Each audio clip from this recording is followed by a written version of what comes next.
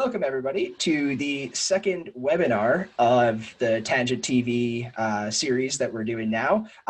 We are lucky enough today to have with us Talita Holzer, the CEO and co-founder of WaytoB. Talita, thank you so much for coming on. Thanks, Joe. Thanks for having me.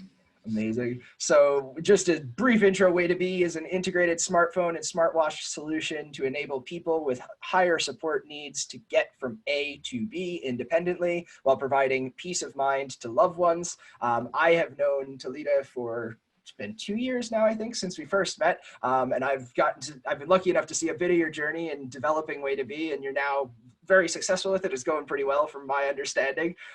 So I will go through it. I'll have you kind of talk a bit about kind of what WaytoB is, how it's developed, some of the challenges you may have faced along the way. But one thing is when somebody's in the startup world, it often feels like you've been in it forever. Maybe for some of our viewers, they'd like to understand how you even started or got into it. Would you be able to tell us a little bit about yourself pre-WaytoB so people can get to know you a little bit?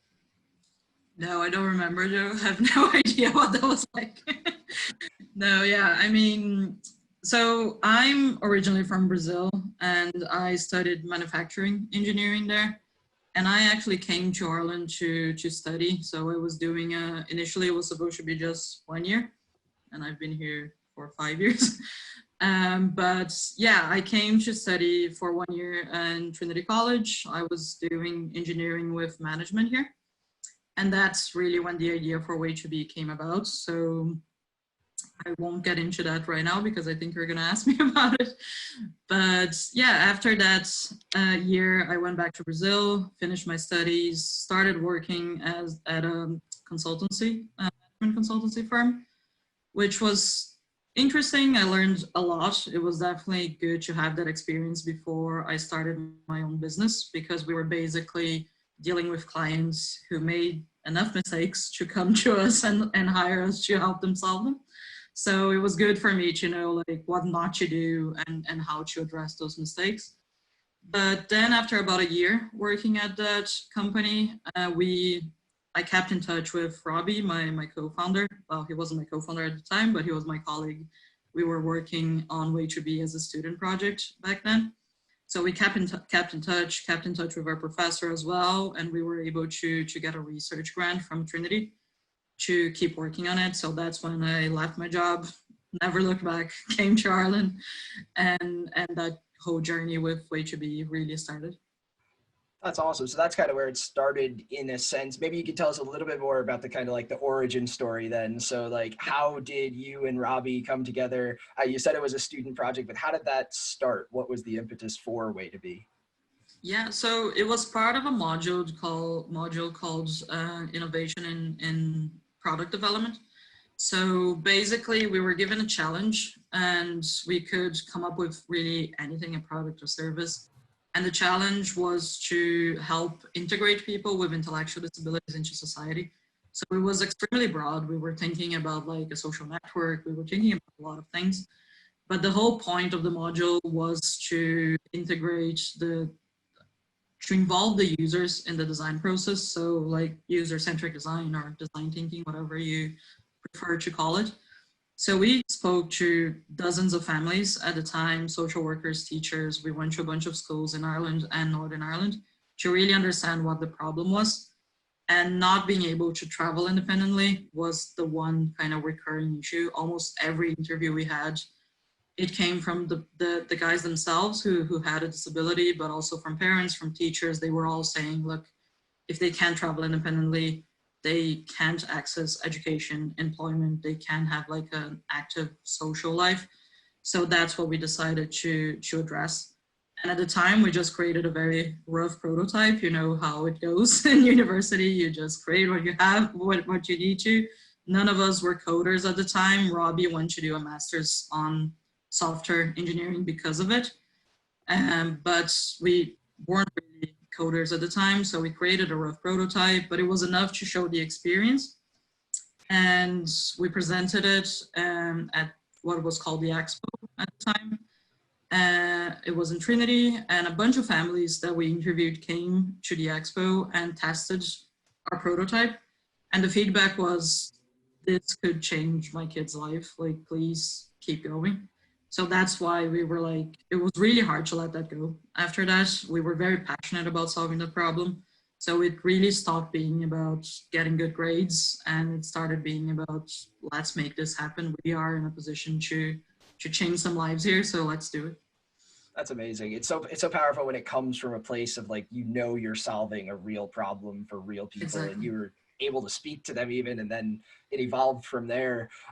So I have a bit of an understanding. I know what WaytoB is, but some of our viewers may not. Could you give us kind of like the synopsis of what is WaytoB and how does it solve those problems for those real people? Yeah, so there were three main kind of barriers that we found. So what we knew is, what do I use to travel independently? I use Google Maps. So if I don't know a route by myself, I just pick up my phone. I use Google Maps or any similar kind of mainstream navigation apps, and I get to where I need to go. But to do that, you need to have a certain skill set. You have to be able to read maps, to remember addresses. You need to be able to orient yourself on a map. So it won't kind of react based on where you're facing. It will tell you to turn right, but if you're already facing right, for some reason, like you got distracted up or something like that, if you turn right again, you're actually going to go back to where you came from. So it's a bit of a confusing experience for someone with an intellectual disability. Another point was the vulnerability. So using a phone when you're on the street, it draws attention to you. As we know this as tourists, if you're in a new place and you're looking at your phone like this, you draw attention to yourself and you're probably going to get robbed depending on where you are. So, and unfortunately, people with learning disabilities, intellectual disabilities, they are more targeted by people who have bad intentions. So this was another big no-no. It couldn't just be a smartphone app. And the third thing was the worry that parents and other loved ones have. So they obviously worry about the individual safety. If they go out by themselves and they get lost, if they have anxiety, a panic attack, how am I going to help them if I don't know where they are and that they're going through this? So all of that to say, now it becomes simpler to understand what WaytoB is. So we decided to build a smartwatch app. So because of that vulnerability aspect, and it's basically, it gives directions to the user via icons instead of having to read a map. So the watch vibrates when there needs to be a change in your direction. You look at it, there's a very simple icon saying to turn left or to cross the road, to get on the bus, get off the bus, whatever it is you have to do. It's just an icon and you don't have to be able to read maps, orient yourself. It's based on where you're facing as well. So we use the compass on the watch for that. And there's also another interface for the family members, so they can see where the user is, if they get lost, or if they stop for too long, or if they have an accelerated heart rate, if they're about to run out of battery. There are a number of things that the family can also get alerted for. So we really try to address all those three main issues. I think I explained everything.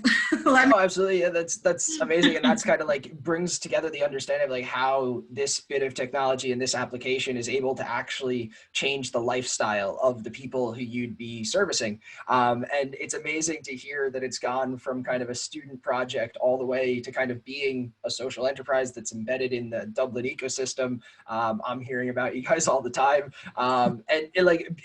As a social enterprise, kind of being in that space in Dublin, I'd love to get your take kind of now that you've spent time in it on the Dublin social and entrepreneurship ecosystem, your experience within it and how you see that evolving as we go forward. Yeah, I mean, I have mostly good things to say about the social entrepreneurship ecosystem here in Dublin. I think WaytoB falls into a lot of different categories, which can be like digital health. It can be SaaS companies, a travel company, it can be a lot of things, mobile app, smartphone app. But the social enterprise is where kind of we really identify ourselves with. So every program that we did with like Social Entrepreneurs Ireland, for example, and also going to events, there's an event by an organization called Your Why Network, and it's called Celebrating Social Entrepreneurs. It's happening every month now, I think. And it's absolutely great because you get to meet so many social entrepreneurs. And I think there's no sense of like, might be my rival, you know, which you sometimes find in startup events. If you talk to someone who's kind of slightly in your area, you might be like, oh, Jesus, I can't tell this person too much. So this doesn't happen in the social entrepreneurship space because everyone really wants to help each other. We have loads of friends who are addressing very similar issues to us, not necessarily independent travel, but trying to help people with learning and intellectual disabilities or other sorts of disabilities. There's a lot of overlap, and we're still friends. We still share, like, even like investors that have been open to what we're trying to propose. We share that with others. So there's not as much of this sense of like, oh, these are my competitors. We really want to see everyone succeed.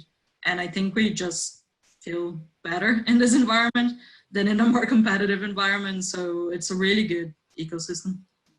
It's amazing to hear, and kind of it sounds like to be a part of kind of a space where everybody is supportive of new innovative ideas, especially when you're also mission driven. I think that's when you get into the social enterprise space. It's like everybody's driven by the mission. And yes, it's a business, and yes, there's profit involved, but it's, you know, driven towards a cause, and that's super powerful. You said kind of there that WaytoB does fall into and wear a number of hats, a number of different boxes. I know that from kind of 2 years ago when we first met, it was when you were a part of, and you've been part of a few accelerators, but when you were part of the Tangent Organized EIT Digital Health Validator program. So this is where you were kind of wearing the hat of being a digital healthcare startup. In the space of being a digital healthcare startup and being on that program, maybe you could share with us a bit of your experience there and how that kind of fit for you guys. Yeah, definitely. I mean, we were very early stage at the time. That was 2 years ago, I think. Yeah, it was summer 18, wasn't it? Yeah. So we were early stage. We were just starting to engage with actual clients. We had been working on the technology for a long time, and we had been engaging with a lot of users, but we didn't have a proper business plan. We were just starting to work on the business side of things, which was silly. We should have done that from the very beginning, but we were just silly students who didn't know what we were doing. So the Validator was a great program to kind of get our house in order, start developing a business model, understanding the possible business models that we could have, and engaging with other digital health startups, because even though I said we maybe feel more comfortable with social enterprises, that was a great cohort. We still keep in touch with a bunch of them. We still have our WhatsApp group, and it was really great to learn from them and see that a lot of them are actually still successful, still going and growing. So it was a very good program to be in, especially at that stage, to really validate our ideas, start working on our business plan. And also recently, like, I think it also opened 2 doors for us, which was Tangent and EIT Health. Like, there's a lot of support there that we can get from those 2 kind of organizations. And that actually allowed us to get into a new EIT Health program that we just recently heard that we got into the Head Start program. So it's definitely was definitely worth taking part. Yeah, absolutely. And I'm so happy to hear that it was able to open doors for you. I mean, I know in kind of like early stage startups, that's the biggest challenge, is having that space and being surrounded by some kind of people who are facing the same challenges that you may be. For many of our startups that go through even the Tangent's like summer accelerator, the Launchbox program, like that's the formational kind of, you're in that fraternal environment of startups that are trying to get started. And then you branch out into the much wider ecosystem. And obviously, yeah, through EIT, Enterprise Ireland, there are loads of opportunities that they're come beyond that. Now, obviously, just because you're out of a startup accelerator does not mean that the challenges stop, though. So I'd be interested to hear kind of along the way, we all know that startups aren't easy. What have been some of the challenges that you guys have faced, and maybe the positive spin of how you guys overcame them?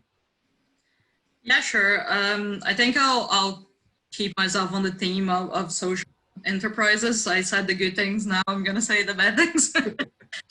So one of the main problems that we face specifically in Ireland is a lack of understanding about what social entrepreneurship is. And I haven't seen that actually change in the past 2 years. It's actually, it seems to be getting worse. So there's an association of social enterprise being a nonprofit, which is not the case. It could be the case, but it's not always the case. It's a more kind of broader name for that can incorporate nonprofits, but most of them are actually for-profit. Otherwise, it would just be a synonym to nonprofit. There wouldn't be a need for that term. So what I keep seeing is there's a lot of events. There's even a new award that I don't know who's doing it, but it's called like Social Entrepreneur Award or something like that. And to be eligible, you have to be a registered nonprofit, which I think it's very damaging because it kind of gives the idea that you can't create social impact without giving up profit or giving up like having a good salary and having a company that's scalable to other countries. It kind of associates good with charities, and that's usually limited. You usually can just have like kind of a local impact, and you're obviously not going to get like big investments. You're going to get grants and things and help from the government, but you can't go to an investor and say, give me €1 million and I'm not going to give you anything back. You're just gonna make some good in the world. Like that doesn't work for investors specifically. So I think that's kind of a damaging association that I haven't seen happen anywhere else, like in the UK, in Germany, in Sweden, in places that we've engaged with other social enterprises. That doesn't happen. It's a very clear kind of notion. And this has been a huge challenge for us because when you're trying to raise investment, you can't, it's kind of like a bad word. You can't say social enterprise, or people just say, okay, that's not for me then because I'm looking for a financial return. But obviously we are as well.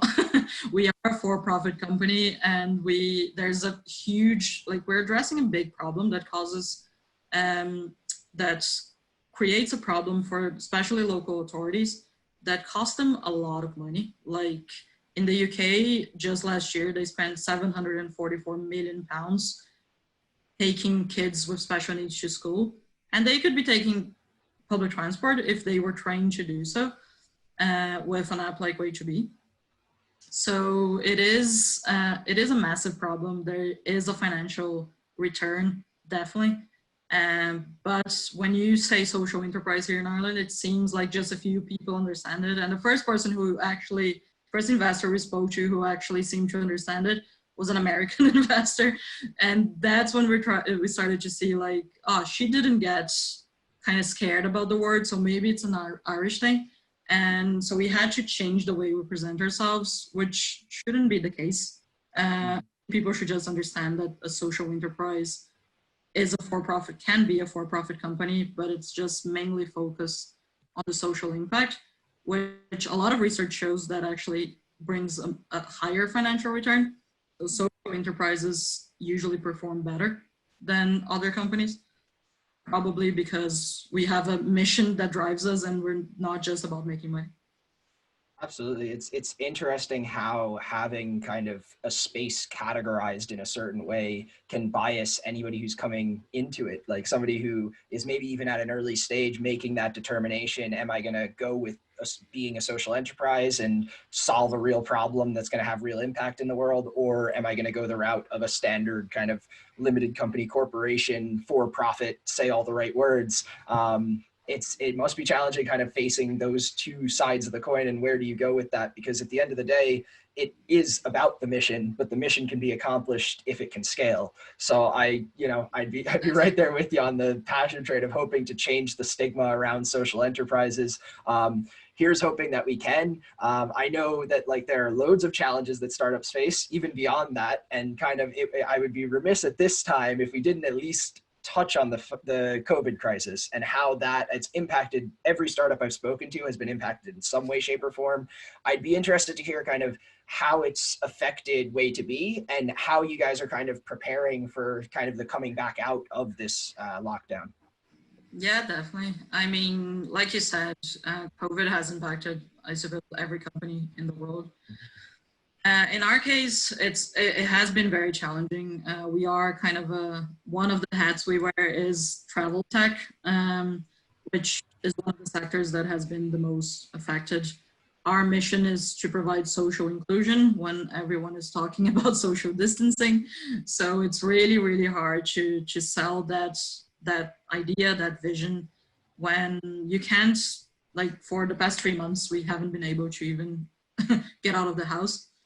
But at the same time, it also, I think, shows us the importance of getting out of the house and socializing. Like the last 3 months, I think we had a little bit of a taste of what a person with an intellectual disability faces their whole life, which is not being really able to interact with other people because they just stay in the house all day or they go to day services. That's the reality for a lot of people with intellectual and learning disabilities.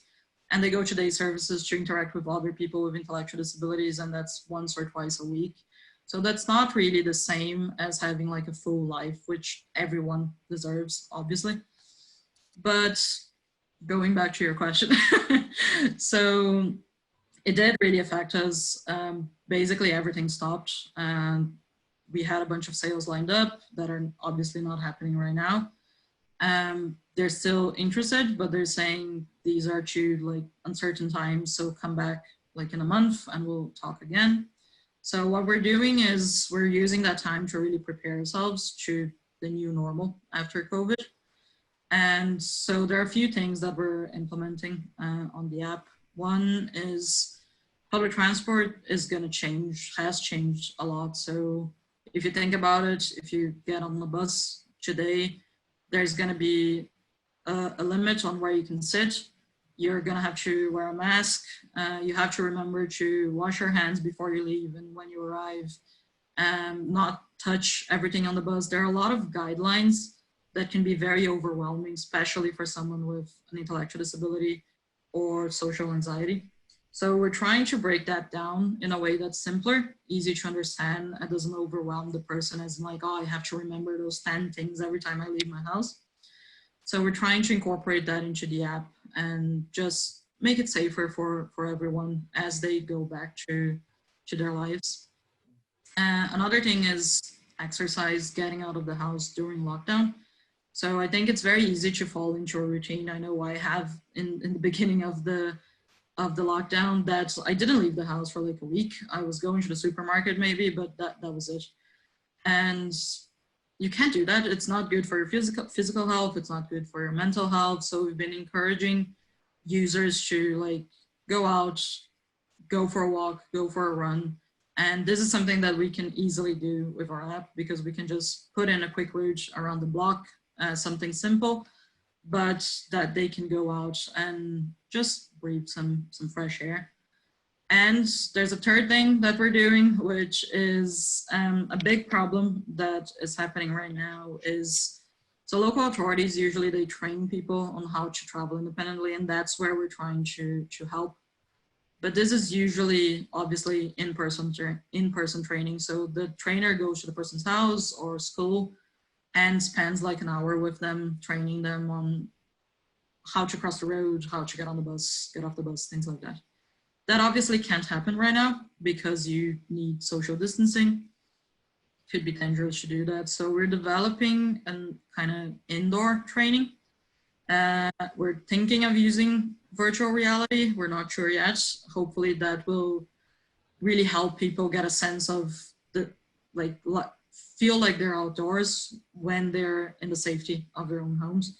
Because training them from like using a phone, for example, outside, it wouldn't work because you put them in danger. If they don't know how to cross the road yet and you're not there to stop them in case they do something wrong, that could put them in danger. So we don't want to do that. We wanted to develop something in-house. It could end up being something much simpler. We're going to see what happens. We want to, again, involve the users in the design process and figure out what's the best for them. But at the moment, we're thinking about that VR would be a good way to go about it. That's so cool. It's amazing how in the kind of challenging times of something coming upon startups like yourselves and many of that, you're able to kind of like pivot, and not even pivot, but just like build upon it. It's like, okay, here's the next layer of challenges that our users may have. It's about kind of developing in, okay, what's going to solve the problem for them. That's so exciting. Just an example of how kind of that innovative and leaning forward process. Okay, how do we solve that? That's what makes you guys successful, I think. So it's exciting as someone who has done well in the startup space, launched a startup yourself. I'm always curious about kind of like the next startup in line, like who's going to be the next person to come up. And as you said, the social enterprise community is really helpful, happy and welcoming. Would you have any advice for kind of maybe the next person who's looking to launch a social enterprise in the digital health space? What would be your bits of advice to impart upon them? I think it would actually be very much along those lines, Joe, of engaging with other startups who have done this before.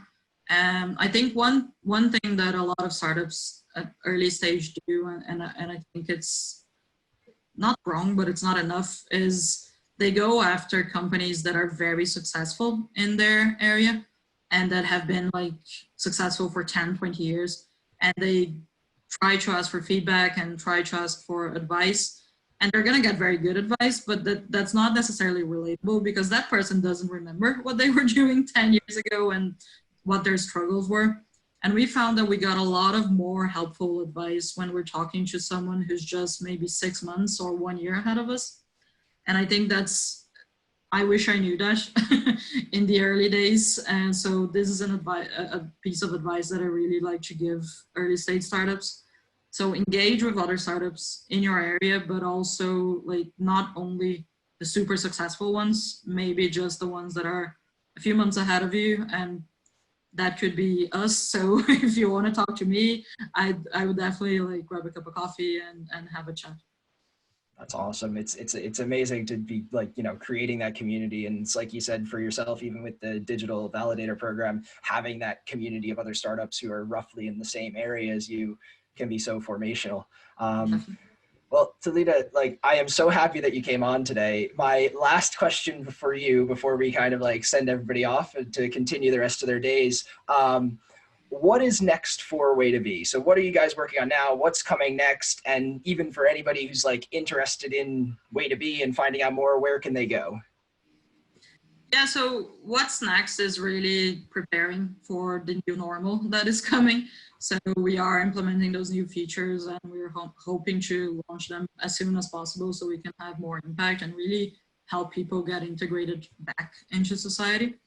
And if anyone has a learning disability, or if you have a family member with a learning disability, or if you work for a disability support service provider, do get in touch. We have like a contact form on our website that you can easily reach us. I'm also on LinkedIn. I think the only Talita Holzer there. But we're also raising our seed round. By the end of the year, we hope to have that done. So if anyone has some money that they want to throw at a company that is going to make a profit and give you a good financial return, but also is focused on the social impact, then come and have a chat. Amazing. Well, I wish you the best, Talita, as you go forward with it. I'm sure this isn't the last we're going to hear from you. Thank you so much for coming on to Tangent TV, being a part of this webinar today. For all of the people who were able to come into the webinar, thank you for coming in live. For anybody who's watching this on the Tangent TV YouTube channel, all the links to everything Talita had mentioned are going to be in the description of the video. So go ahead, click there, and reach out to Talita. She's a great supporter of the community. Thanks once again for coming on. Thanks, Joe, and thanks everyone.